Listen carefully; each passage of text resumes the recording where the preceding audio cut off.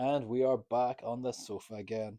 Welcome to Underground Strength. I'm Oshin, and today I will be covering the upcoming Service Strength Ireland Strongman Woman, which is kicking off January 31st in GSP Gym in Galway. I'm going to cover some of the events, what you guys can expect to see if you're able to tune on the Strongpass link below, or if you're lucky enough to be close to Galway, pop into the gym, shout the guys on. The atmosphere is always amazing, and the show, because it's run by GSP team, it is efficient. So there's no sitting about, there's no waiting. It's going to be boom, boom, boom.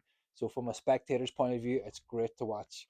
From an athlete's point of view, it's difficult because you don't get much time to chill between sets and recover. So what events can we see on the day? What are we expecting?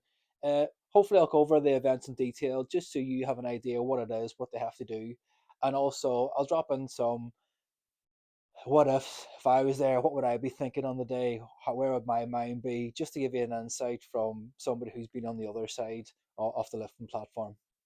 First event on the day is the deadlift for reps. All these events, you're in a strange environment. If it's your first competition as well, you've got even more nerves. I've met lots of people who are super nervous from the first to their 10th competition. It doesn't matter. Um, you are there to have a bit of fun, but you won't put the pressure on yourself because you want to perform. You've been training really hard all year in the gym. This is now your time to shine. So when you get there on the day, it's very exciting. There's lots of people. You get to catch up with old friends. Once it kicks off, you have your warm up a lot of time because there's so many different groups. You will have, say, 10 minutes of a warm up, and that's your prep for your deadlift. So we'll have whoever's out first, say it's the under 57 kg ladies. Well, then the open weight ladies will have their slot after them. So we'll do the under 57s, then the weight class moves up and moves up and moves up. So you'll only have X amount of time for your warm up, and it's really key that you spend that time efficiently. There's nothing worse than standing about shy, being cold, and then you go out for your first lift, which is your deadlift for reps, and you're trying to max it out. What basically can happen is you can psych yourself up too much. You go out and then you have a big, massive adrenaline dump after the first event. Your legs are gone. You're wobbly for the rest of the day. You can't really eat. Appetite's gone, and you've ruined the rest of the comp for yourself. Hopefully that won't happen. And if I can give anybody a bit of a tip is come into these events, yes, put pressure on yourself. You really want to perform, but treat it like another training session with your friends. Hopefully that'll keep the nerves at bay. Try eat an hour before the event. Don't eat too much. Just get enough carbs into your stomach, just so you have that bit of energy. Plenty of fluids throughout the day. Just don't drink too much because up until that first event, you will be going to the toilet quite a bit. So you'll be panic peeing and panic pooing as well. Don't forget that. So it happens. It happens. So before that first event, get your warm up, get your fluids, and try not to overdo it on caffeine as well. Remember, it's a couple hours worth event. You don't want to peak with your caffeine after 45 minutes on that first second event, and then be struggling with a third event because the events today they're all posterior chain heavy. What that means is it's the whole backside of your body that's going to be taking all the load on this event. So deadlift reps, as I said, 4 different weights for this one, which is great. So you can nominate your lift as well based on how many reps you think you can do. I like this idea of having more choices because you can have a wide variance of ability when it comes to deadlifting. Not it doesn't really mean anything. Just some people are either have the right biomechanics for a good deadlift versus overhead, and I'm one of them. My deadlift is way better than my overhead. My overhead is terrible. So I just guessed that my biomechanics are set up nicely for a bit of a deadlift, maybe because of I'm big and lanky. So with the deadlift, as I said, there's 4 different weights for the ladies. We have 125 kilos, 150 kilos, 175 kilos, and 200 kilos for reps. Now, we say 200 kilos, like, oh, yeah, it's a good lift. Rewind the clock before I started lifting, I couldn't budge 175. If I'd done a 150 kilo deadlift at the start, I'd have been delighted with myself. So considering these ladies go down, we're going to be repping this out on the day. That is impressive. Just to put it in a bit of context, because when you're in the strongman game for quite a while, you read the numbers as if they're arbitrary. You're like, oh yeah, yeah, that's 200 and something kilos. It's a lot of weight to lift. It's a lot of weight to shift. So, in the men, then it starts off with 210 kilos, up to 240, 270, and 300 kilos. I would like to see a couple of guys doing the 300 kilo on the day. I know my buddy Andrew. Hi, Andrew. Andrew's going for the Masters record 300 kilo deadlift. So I'm putting pressure on you now, Andrew. So you're going to have to do it. In the deadlift category, as I said, there's a couple of big lifters there that should do good, especially at 300.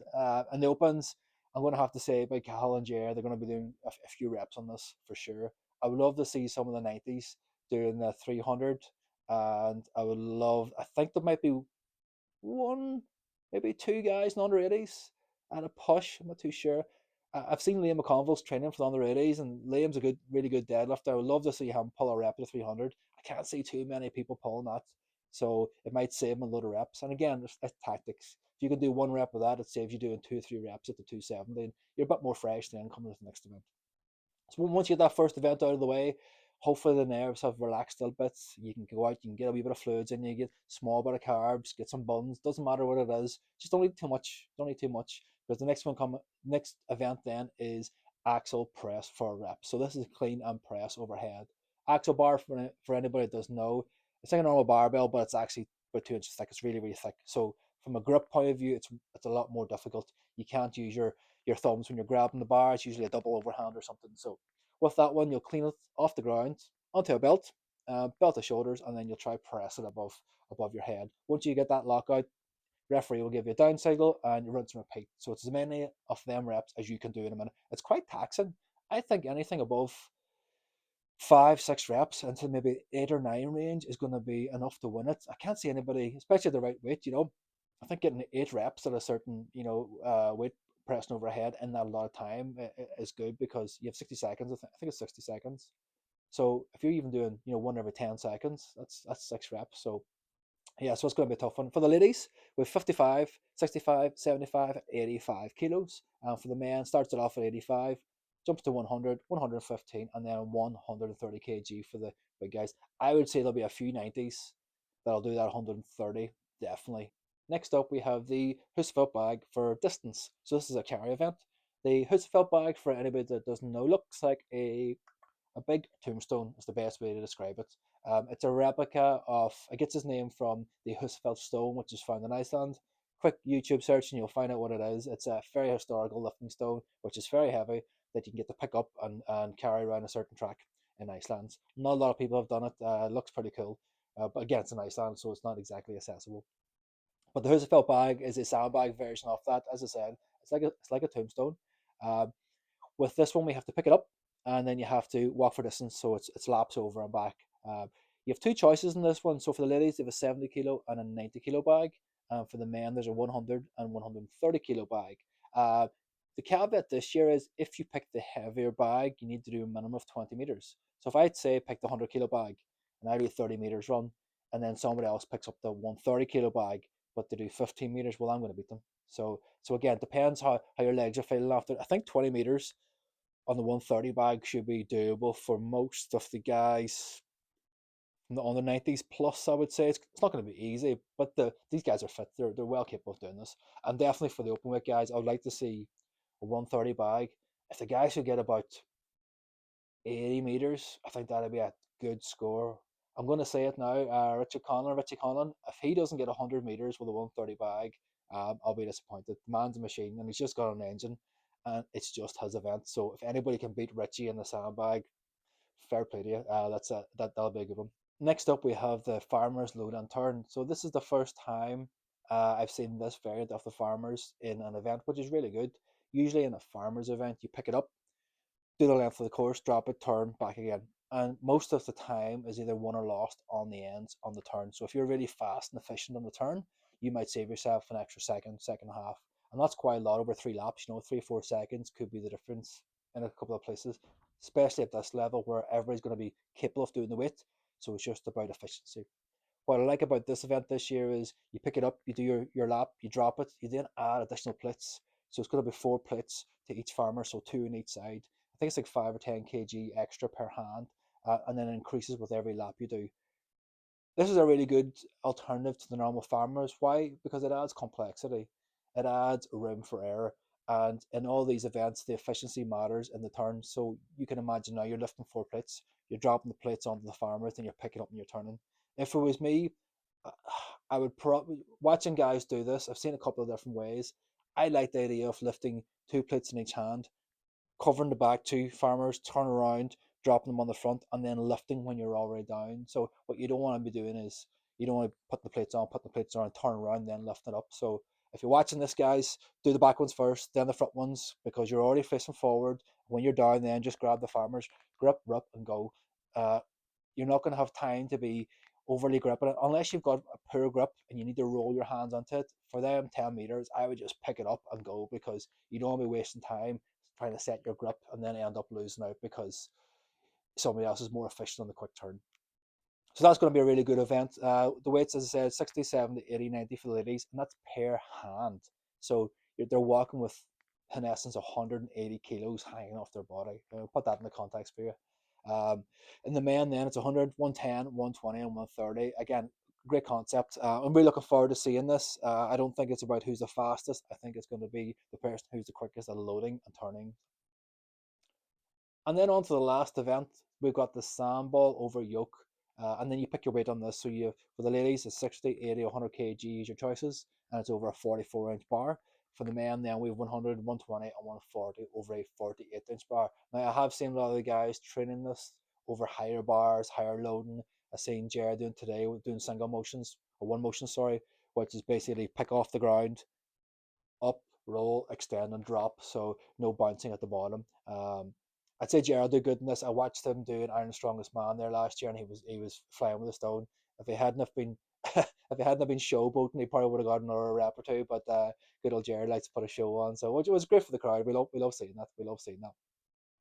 So when you look back at these events, deadlift, axle press, Husafel bag for carry, farmers are, and then sandball over yoke. By the time you get to that last sandball, deadlifts again, hamstrings, lower back, axle press, clean upper back. Husafel carry is going to shoot your legs, your hamstrings are going to be gone after that. Farmers, same thing, it's a pickup event. So your grip's getting done on 4 events. So it's all grip, posterior chain, legs. So by the time you get to that sandball at the very end, you're going to be shot. So nutrition is the key. For anyone new to the sport, one thing you realize when you do a few events is how to time your food and your hydration in between the different events. My biggest downfall when I first started doing this is I had no appetite and I didn't force myself to eat. Basically, what happens is you're struggling to get through the last couple of events, and then that even you're absolutely trashed. You're coming home in the car, your body's fried, your energy's down, you're feeling tired because you've exerted yourself. What I've learned through the years now, more recent time, when I become more experienced, and also I have the support of Virtue Nutrition, which is fantastic for fueling. Um, the biggest thing I've learned is intra feeding and water. So Richie makes me eat certain foods before, during, and then after the event as well. And to be honest with you, after doing a few events with this new protocol, I don't be dead after the event. I drive home and I feel full of energy, and I don't be in pieces the next day. Why? Because I've been feeding my body. I'm not just running on empty, running your nervous system, running on adrenaline. Uh, so if I was you guys, have your fluids for the day, have your carbs in for the day, have some fast acting like buns and stuff, real shitty food that gets absorbed nice and quick. You don't need to overdo it. You just need to get the calories in. Make sure you drink between each one. Personally, I love honey. I get a big gulp of honey between each event. That can get some fluids into me. It seems to be enough to keep me going. And then munch the odd sweet here and there. Just gauge it. You don't want to be filling up, and you don't want to have your stomach full, especially if you're going to be out doing deadlift. You don't want to vomit doing a deadlift, and the people have, trust me. The axle cleaner press, you're cleaning onto your belt, which is at your stomach. So if you have a stomach full of water, it goes pressure on that. His felt bag, you're carrying it, it's stuck on your front here, so it could be pushing on. So again, you don't want a big full stomach for that. And the sandbag over yoke, you're going to be pushing yourself at the very end. You want to leave everything out there. You don't want to leave the sandball over yoke at the end and think, oh, I could have done another rep or maybe 2 reps. No, you want to go out there and give everything. You have 60 seconds, and that's it. And once you get that last event, you could be drawing points or close to your next competitor, and that extra rep could get you 2, 3 points. You never know, and that rep could put you on podium or not. So there's my advice for anybody who's quite new to the sport, but enjoy it. It's a learning curve. Every event you'll get more comfortable, you get more experience, you'll enjoy it even more. I love them. It's a social outing for me at this stage. I just love chatting shit to people, and anybody that's met me will know I like a good old chat. So yeah, and there we go. That's a rundown of the events. I love the concept. Let me know what you think. Usually it's like one weight, two weights. Now we've got the choice of four weights for deadlift. Same with the axle for overhead. I would love that because my overhead's terrible. His felt bag, I can go in the bin because no, I don't know anybody except Richie that loves doing carries. Farmer's ladder, I love that concept. Again, it just adds complexity. And sandball over yoke's a difficult one. If you can grip and rip that sandball and pop it over the bar efficiently, use your hips, use your hips, use your hips. Just think of extending all the time. You should be fine. Let me know what you think. And also, if there was a sixth event and you could come up with a mystery sixth event, what would you do? What would be cool to see from a spectator point of view? Don't be too horrible. Don't be asking for airplane polls because I don't think Maddie's got the room at the moment to do an airplane poll. But if Maddie, if you're watching this, we'd love to see an airplane poll someday in the comps. There you go. And on that note, I'll leave it and I'll see you in the next video. Don't forget to do the old likey, sharey, clicky thing.